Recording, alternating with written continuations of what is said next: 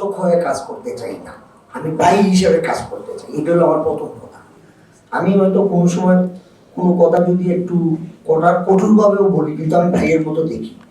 আর এইটা যারা এখানে আসলে আমি চাই আপনাদের সহযোগিতা নিয়ে এই শ্রীমঙ্গল এবং কমলগঞ্জের আইন শৃঙ্খলাটা কমসে কম সুন্দর রাখি।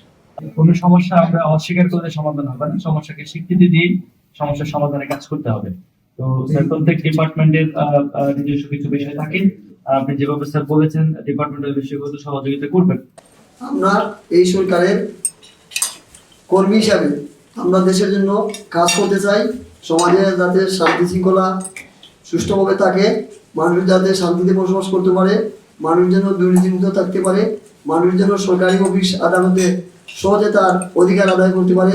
মাননীয় সংসদ সদস্য এমপি মহোদয় শ্রীমঙ্গল এবং কমলগঞ্জ এমপি মহোদয় যে সার্বিক দিক নির্দেশনা দিচ্ছে, স্যারের যে মনের কথা অভিব্যক্তি প্রকাশ করছে, আমরা স্যারের এই নির্দেশনা মোতাবেক আমরা কাজ করব।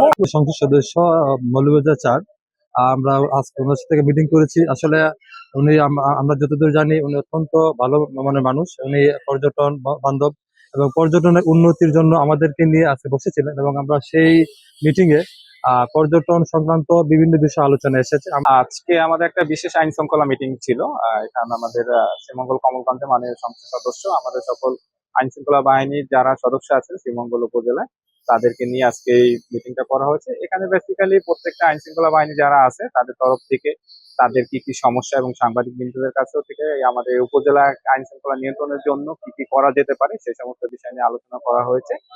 সকালে আমাদের মাননীয় সংসদ সদস্য শ্রীমঙ্গলের যারা আইন শৃঙ্খলার সাথে আছে বিভিন্ন বাহিনীর সদস্য সবাইকে নিয়ে উনি বসেছেন।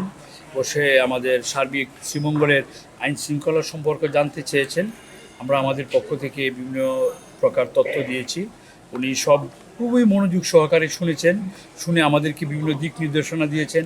এই শ্রীমঙ্গলের উন্নয়নে উনি কাজ করে যাবেন, সেই সাথে আমাদেরকে বিভিন্ন প্রকার সহযোগিতা চেয়েছেন, সেই সাথে আমাদেরকে বিভিন্ন তথ্য দিয়েছেন এবং আমাদেরকে বিভিন্ন নির্দেশনা দিয়েছেন। আমরা ওনার নির্দেশনা মোতাবেক এবং ওনার যে প্ল্যান, এই প্ল্যান মতো যদি আমরা কাজ করতে পারি তাহলে একটা সুখী সমৃদ্ধ শ্রীমঙ্গল হবে, এটি আমরা ব্যক্ত করি।